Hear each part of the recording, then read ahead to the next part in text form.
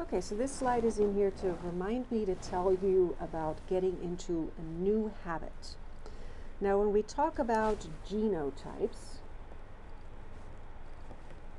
we know that we're going to see two of everything because we are diploid organisms. So if I inherit a gene A from my maternal set, then on the homolog or homologous chromosome, I know that I will also have an A. So I know my genotype will be AA. That's no surprise.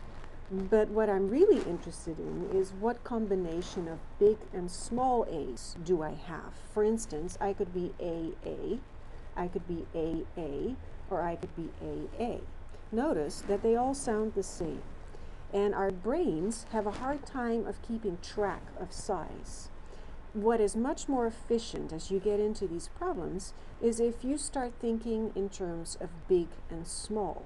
So this I would pronounce as big, big.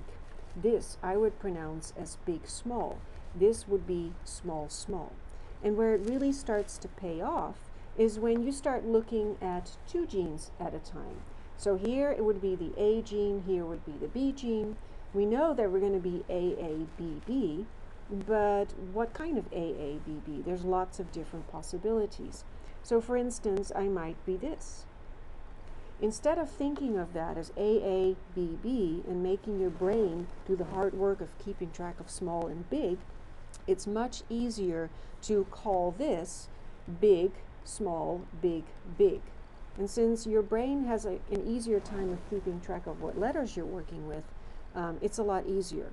So imagine that now I tell you that you have a genotype that is small, small, big, small. Well, you have already in your mind pictured small, small, big, small. So get in the habit.